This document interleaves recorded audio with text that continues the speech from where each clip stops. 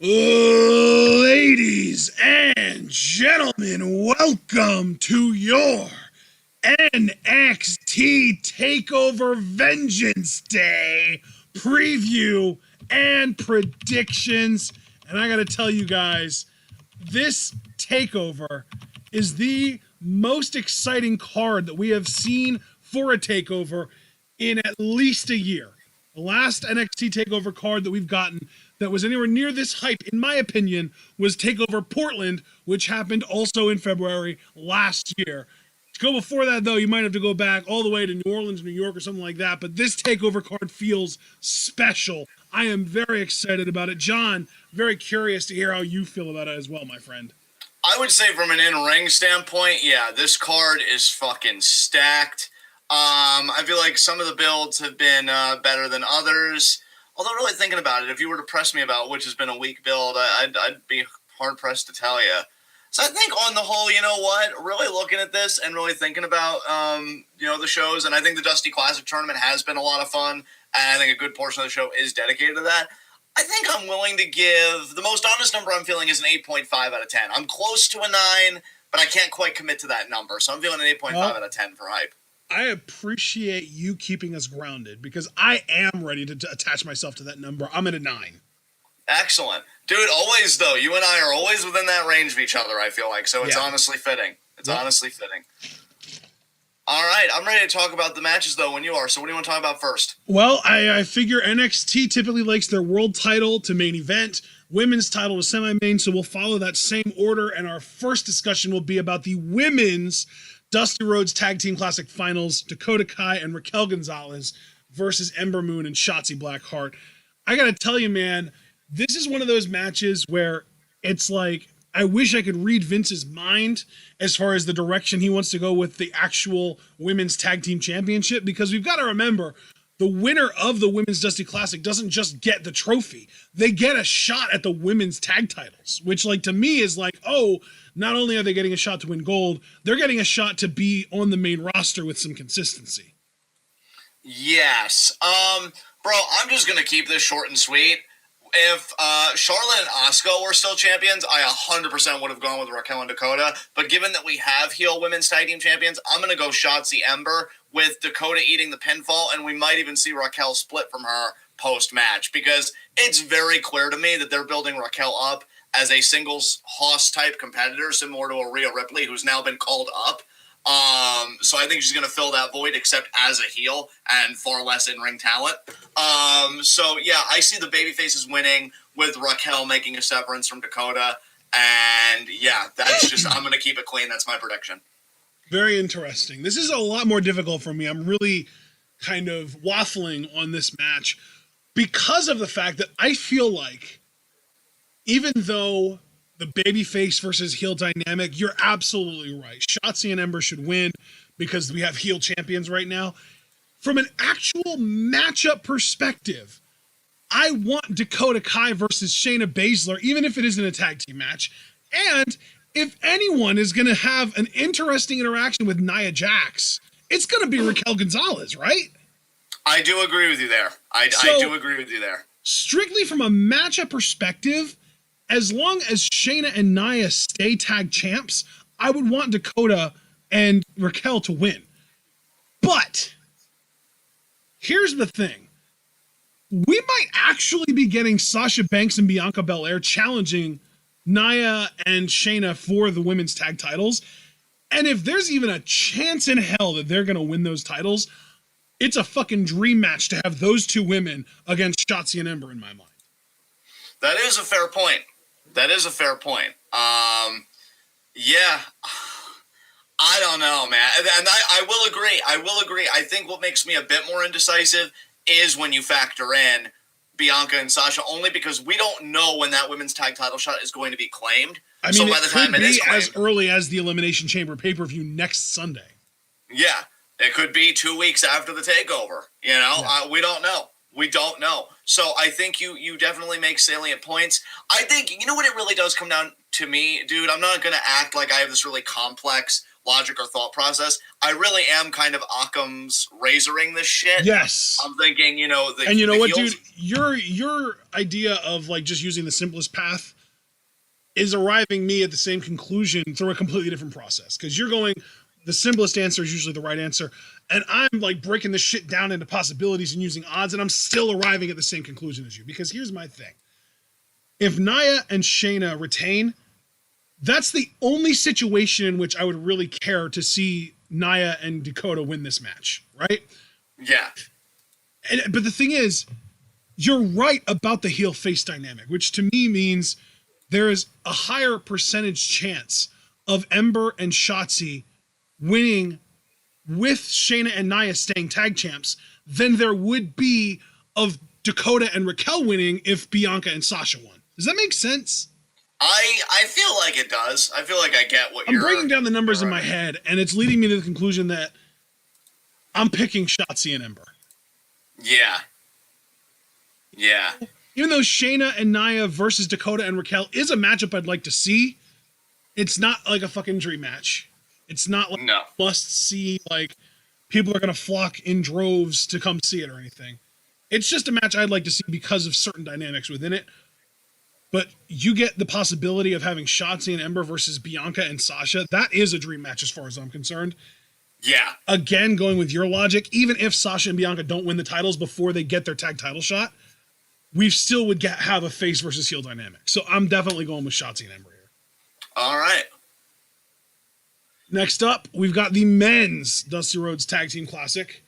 And we have got a very, very strong Dusty Classic final here. Honestly, maybe the best ever Dusty Classic. Yes. Got MSK, Wes Lee, and Nash Carter versus the Grizzled Young Vets, Zach Gibson and James Drake. And dude, I fucking love MSK. You know I do, but fuck it. It is the Grizzled Young Vets time, goddammit. I'm picking GYV.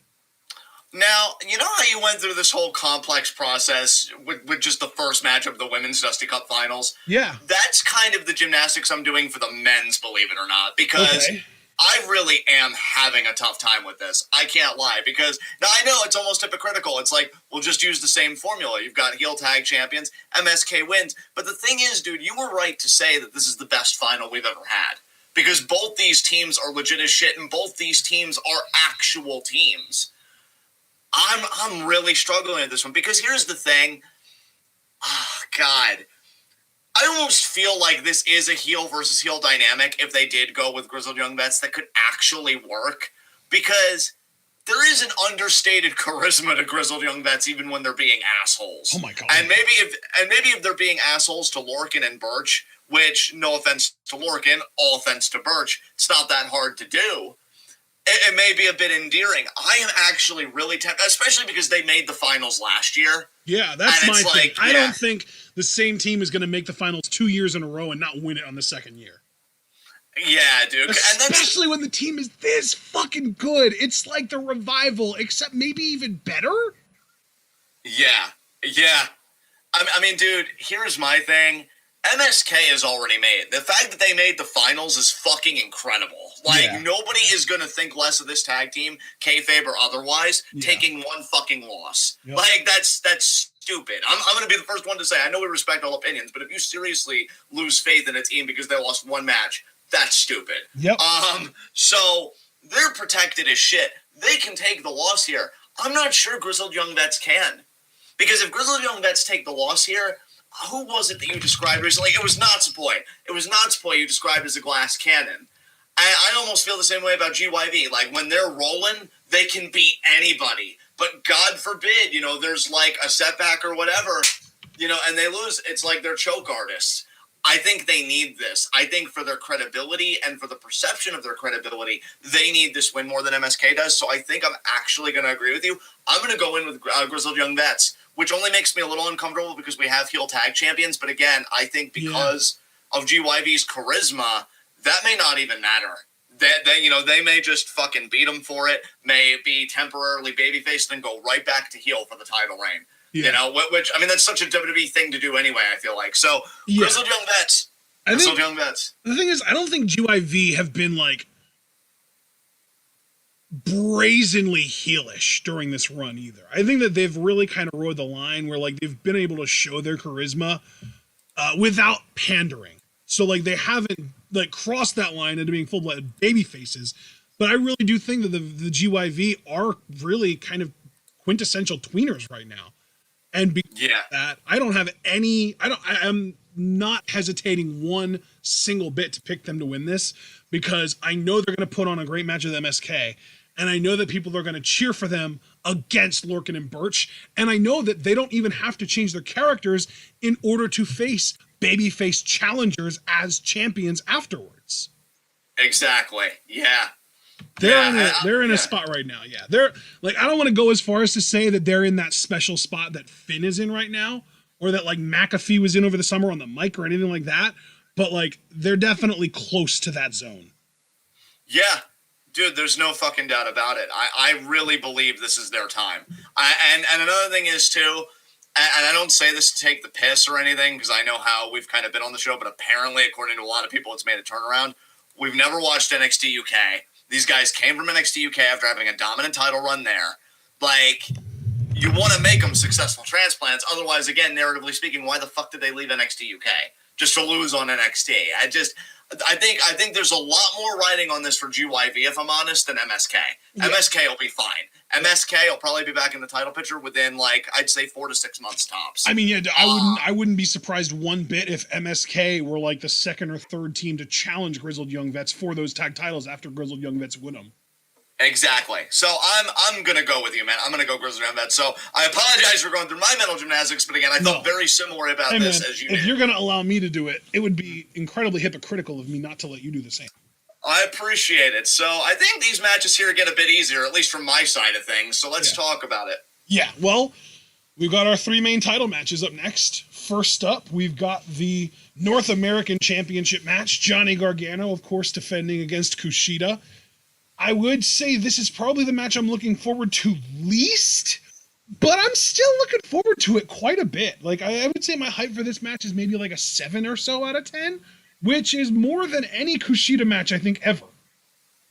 Yeah, I think technically this is going to be really a masterclass, even if Kushida annoys me. I got to tell you, though, man, I really hope that this doesn't devolve into, like, one of those, like, fucking Gargano-Cole type matches where it's just spots after spots after spots.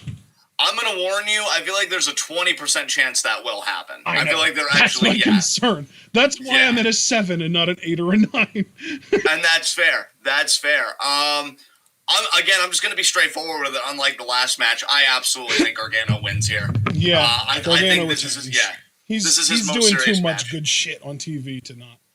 Oh, yeah, dude. I mean, and this really isn't even any offense to Kushida, which I know would seem like it because I never fail to take pot shots at him, but, like, he doesn't have anywhere near the momentum that Johnny does right now. Like, Johnny is really getting in a groove right now that it's actually really great to see him in, because I have not given a shit for the longest time. So, Johnny, 100% to retain here. Yep. All right.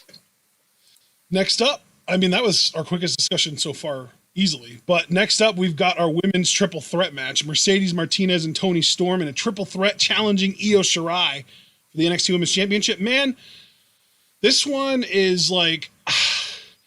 I really just want to be like, fuck it, Io retains, but there's a weird part of me that's like, Toni might win this by pinning Mercedes and then they protect Io that way. See, dude, and do you want to know where I come down on this match? And it disappoints the fuck out of me. Io retains. It's not the part that disappoints me, but she pins Mercedes. And then we get the singles match Toni-Io down the line. Right, because Toni will be like, well, you've still never have beaten me one-on-one, Io, and then that'll be a bigger deal because they have the narrative. But, like, Mercedes, I'm looking at it and I'm like, she literally put you through an announce table and she eats the pin in a triple threat. I hate it. So yeah, I think Io wins, pins Mercedes, and then we get a Toni-Io singles match down the road. Let me ask you this. If that is exactly the way they book it, do you just think Io retains against Toni too and finally gets her win over her that she never got before? I'm going to be truthful with you, dude. At this time, I would say yes, but by the time we got to the matchup, I might even tell you over Rocket League session. So remember when I told you Io was going to beat Toni? Yeah, I changed my mind because Io is going to have to drop that belt eventually, and I would have loved it to have been like a Shotzi or whatever, but at this point, it really is either going to be Toni or Raquel González to me. One of those two women is going to be your next NXT Women's Champion. God, I don't know about that. I don't necessarily agree with you, but maybe it really is just wishful thinking on my part, hoping that it's literally anyone other than those two. Like, let it be Shotzi, let it be Ember, let it be fucking Dakota for all I care. Like, just anyone but those two in particular. Dude, I'm really especially scared of Raquel, honestly. That's why I think they're losing the women's Dusty Classic finals, because I think they are really preparing Raquel for that big singles run, and then Dakota's just going to do whatever. I hope she lands on her feet. She's so good, but you know how they book her. I mean, honestly, I know we talk about Toni quite a bit. I'm ambivalent on Toni, but ambivalent is I still think superior to loathing, and that's where I am with just the thought of Raquel holding a title with as green as she is. Like, right. It's the same problem we talked about, man. Just to get a little bit into this, it's the same problem we talked about, you know, because, you know, I used to love the NXT Tag Team division, and it's having a renaissance, and I'm very fucking happy to see it. But there was a time when women's, and I'd say we're still in that era because Io is a great champion, but, like, there was a time when the women's takeover matches, it's like, oh, yeah, let's fucking go. Raquel is champion, that's not going to happen. If Raquel is champion, the best thing they can hope for is to tell great stories about what an insurmountable figure she is. But she's not going to be able to sell that. That pull-apart brawl with Rhea, I still shudder even bringing it to mind. Oh, God. They're fucked, dude. They're fucked. I don't know how you make a compelling Raquel Gonzalez reign, honestly. I really, and I'm being sincere, I really don't know how you do it. I really don't know if you can do it. Exactly. And I'm legitimately terrified that she's going to be the next NXT Women's Champion. Like, I'll put it to you this way, dude, just so we can move on. With Toni, I give her, like, a 40% chance of beating Io one-on-one. Like, it's high only because of the story that they've told. With Raquel, I honestly give her 80%. I'll give Io 20 because she's looking like a fucking tank right now. I'm really scared of Raquel Gonzalez. I don't know about y'all. Maybe I'm overreacting, but Raquel really scares me more than anybody else in the division. So Io retains here. Hopefully we'll retain against Toni again down the road. But God help us when that Raquel matchup inevitably comes, because it's coming. It's up, yeah. So, well, shit. Yeah. Oh, man. So you are officially going to pick Io to retain and just... Yes, absolutely. Here's my thing. I think there is a... And let me actually, before I even say that, let me ask you this. You said 40% chance that Toni beats Io, or was it 60? I said 40 for Toni and then 80 for Raquel. I gave Raquel a very high percentage. Okay, so just thinking ahead, suppose exactly what you think happens, or what you think is going to happen, happens. Io pins Mercedes after a moonsault. Toni comes out on the next NXT, says, you never beat me, you still can't beat me, challenges her for the title. We get them at the next takeover.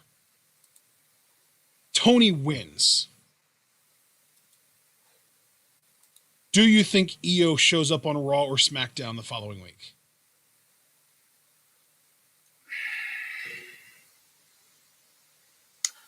Yeah. Yeah, I do. Yeah. Last little tweak here, though. Io retains. Do you think Toni shows up on Raw or SmackDown the following week? Oh, definitely. I mean, she fits the WWE. I will give one thing to Toni, and I don't mean this as an insult. She fits WWE's aesthetic perfectly. I think she'd be great for their main roster. I really do. Hell the fuck yes on Toni. Let me actually do this then. Let me say this. Okay. Do you think that Vince and or Triple H are in enough of a rush to bring Toni up to Raw or SmackDown that they have no real interest in putting the NXT title on her because it would weigh her down and prevent them from being able to logically do that easily? I would respond to you by saying I don't think there's such urgency. Again, my whole thing is I think they look at Raquel as the bigger project long term. Right. And they want to reap the whirlwind, right? They want to reap what they've sown here, their time that they've invested in Raquel. So it's more about deferring to a more polished project rather than, we got to get Toni, or whatever it is with Toni personally. Right. So, yeah. All right, man. I'm I'm glad that we had these little thought exercises. Absolutely. It stimulates the brain. Oh man, I am. I don't know. I'm having a hard time here because to me there are really two options. Either Io just retains or Toni pins Mercedes. The thing is, like, it's so sad that Mercedes is like the one person that we're both counting out because we just see her as basically pin fodder in this match. That's really sad because she's fucking amazing. Yeah, she really is, dude. It depresses me to talk about it, honestly. She's an incredible talent in WWE. Just like, yeah, but like blondes. Yeah. I've said so many times, too, that she could be like the William Regal of their women's division. Just like this hard-nosed fucking veteran that beats ass. Yeah. And, like, she does that to a degree, but then ultimately she, loses when it matters. Yeah. Yeah. Oh, shit. There's a part of me that thinks Toni pins Mercedes,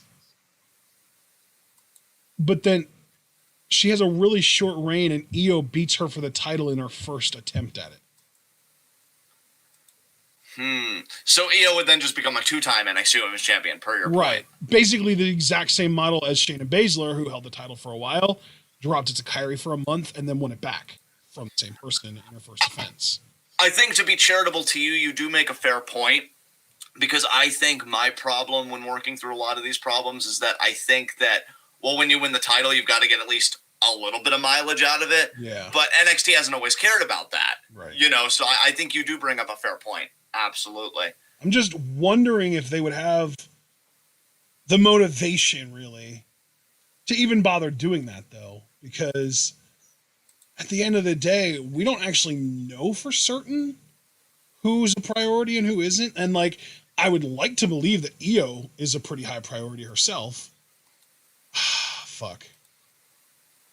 I'm just going to pick Io to retain. You brought up Occam's razor earlier. I'm going with it. Io to retain. Yeah, that's fair, man. That's fair. I'm not overly happy about it just because I really do feel like there's a chance Toni will pin Mercedes here, and then there's the whole argument that you never beat the champion and Io gets a title shot and finally beats Mercedes, or finally beats Toni, finally, it's like the whole story there. But you're right, though, that there is almost a better story to Io versus Toni one-on-one. Io has the title already, and it's either like Toni is going to keep beating Io like she always has and get the title, or Io is going to keep retaining the title like she always has and beat Toni for the first time. Right, exactly. So I think you're right. I think that is a better story than Toni winning without pinning Io immediately. Although, fuck no. You know what? Before I talk myself out of my answer, I'm just going to pick Io to retain. There's a part of me that's like, what if Toni just straight up pins Io in this match? And it's like Mercedes gets the first shot at Toni because she didn't get pinned, and then Io is the second challenger to Toni's reign and wins then, and we get a little bit longer of a Toni reign then, which kind of brings up your whole point about them having a little bit longer of a reign, and Io gets the story of having to beat Toni for the first time after getting pinned to lose her, like that whole thing. But like, I don't think NXT is going to go for that. I'm just picking Io to retain. End of story. Let's move on to our main event. Finn Balor, Pete Dunne. Balor's retaining, right? Yeah, because here's the thing, dude. I'm going to be honest. If Karrion Kross wasn't a factor, I'd actually be debating this a lot more. Right. And I'd actually be wondering, like, man, is Pete Dunne actually going to pull this shit off? But no, Kross is waiting in the wings. He never lost the NXT title. Yeah. I still really love Javaris' idea that Kross beats Balor the first time and then Balor breaks out the demon after, I think it's been over a year. Oh, I like that. Yeah. We haven't seen the demon in NXT at all. Yeah, exactly. And we haven't seen the demon in general, again, for I think, like, it feels like over a year at least, if not a bit more. I think it's more than 1 year. I think it's more. Yeah. So. Because if you think about it, last year at this time, Finn was in NXT. Exactly. Like the last time we saw the demon was SummerSlam 2019, maybe? Yeah, it feels like that, dude. That's exactly what it feels like, that it's been that long. I'm Googling. While you're Googling, I will say, just to address Alex Foster, bro, I really can't even blame you. For me personally, I'm not saying you feel this way. The best part about the main event scene really is Finn Balor. I think he's been a great champion, but the idea, and then the Pete Dunne feud hasn't been terrible by any means. I am looking forward to it from an in-ring perspective, but I'm more looking forward to the rematch if Javaris is correct than like anything else with Balor and Cross, which we know is inevitably going to happen. It's just a shame. April 23rd, 2019. Damn, that's almost 2 years. And in fact, by the time we do see it again, it'll probably be over 2 years a little. So yeah, that's wild. So yeah, I think Finn's doing incredible work right now. And I almost wish, this is why, man, sometimes wrestling really sucks. Because imagine if Finn did get his proper, Universal title run, right, if it was this fucking Finn Balor. Oh my God, dude, I'd be living for this shit. And again, still hasn't been bad, but I can absolutely be sympathetic to Foster's complaints. So yeah, I'm just going to go Finn retains, but inevitably he's going to lose that title to Cross. And then to be honest, I don't know what Finn does after that. I don't know if he just continues to build the brand and maybe he goes after the North American title, because that is still a narrative thread they have with Finn, by the way. He's never been North American champion. Mm-hmm. And, they can make a whole big arc out of Finn finally winning the title. Maybe even off Johnny, the guy that he turned heel on to begin with, to begin his whole reclaiming NXT as the Prince. Yeah. That might even be the story they tell. Yep. But for the meantime, Balor's retaining the NXT championship. I do agree with Mark, by the way. I really don't think there's going to be a TakeOver WrestleMania weekend, which is why I've kind of avoided saying that, and I just keep saying the next TakeOver because I don't know when it's going to be. Yeah, exactly. I mean, there still might be a TakeOver around WrestleMania, maybe a week or two after or before, maybe. I could see that happening, kind of like what they did here, where we do one a week before Chamber, also 2 weeks after Rumble, that kind of deal. Right. But I don't think they'll have it the same exact weekend as Mania. Because Mania is 2 days, plus you've got the fucking Hall of Fame going on and all that stupid bullshit. Exactly. God, WWE is so extra. What the fuck? I wonder if they'll do a special episode of NXT though, in March, because it seems like we've been doing an every other month plan, where 1 month we'll get a special episode of NXT, then the next month we'll get a TakeOver, then the next month we'll get a special episode, et cetera, et cetera. Because if you think about it, we had what was it? Halloween Havoc was very, very, very end of October, right? Yeah. October 31st even, it might have been. I don't even know. And then we had TakeOver War Games at the beginning of December. So it's a tiny bit over a month. But then beginning of January, we had New Year's Evil. Beginning of February, or I guess right now it's middle of February, we're getting Vengeance Day. So I'm wondering if we're going to get something in mid to late March that's just an NXT episode that's special, and then maybe another TakeOver in late April to early May. Yeah, that makes sense. I could see that. I guess we'll see. All right. Well, do you have any concluding remarks about NXT TakeOver Vengeance Day? This has been a fun discussion, and really, I am still looking forward to it quite a bit, but admittedly, I might have come back down to earth a little bit. I think I'm at an 8.5 again. I think I'm holding steady at that 8.5. I think our discussion didn't dampen me at all, but I landed right on your face. Wow. Okay, don't get feisty, mister. That was feisty Owen Wilson. But yeah. Oh my God, it actually was. What the hell? All right, guys, be sure to leave a like as you file out. We'd greatly appreciate it. We have half the likes of overall viewers. That means 12 people are watching, 6 likes, just to not confuse anybody. I know math is horrible. Mark, be sure to subscribe. God, you just attacked so many people. I know. You just somehow managed to attack people that are both bad at math and good at math at the same time. I'm actually impressed at your dickery. Thank you, I think. So be sure to leave a like and subscribe. See, we got one. Click the bell icon, subscribe. The dickery war. So you never again. See, people hate feeling self-conscious. I know, I'm me. Click the bell icon, subscribe so you never again miss any of that 12 goodness. Check out everything we're involved in those room box. Join us tomorrow at 7 for NXT Takeover Vengeance Day live reactions. And you know we do other stuff. And you know how you know I know that? Because you all follow Ashton on Twitter and keep up with his pinned tweet. Or at least you should. That's my second dose of secret shame there. So, yeah, if you want to know what's coming next week, you can go on the pin tweet. Look at that. I'm sure our gracious cohort here will give the rundown. So I'm going to hand it over to you, man, to take us home. Okay, ladies and gentlemen, we do have Takeover Vengeance Day tomorrow. Then Monday is a Japanese women's wrestling doubleheader because at 4 o'clock, we've got a Stardom show. And then at 7 o'clock, we've got AEW's Women's Eliminator bracket on the Japan side. It's going to be 4 matches straight out of Joshi. We're going to be getting Yuka Sakazaki versus Mei Suruga. We're getting Maki Ito in action, Aja Kong in action. Venny is going to wrestle. John, it's going to be your first time seeing Venny. I can't fucking wait to hear your reactions to her. She is... Honestly, we all know how great Maki Ito is, or at least most of us know how great Maki Ito is. And we all know that she's going to catch on real quick.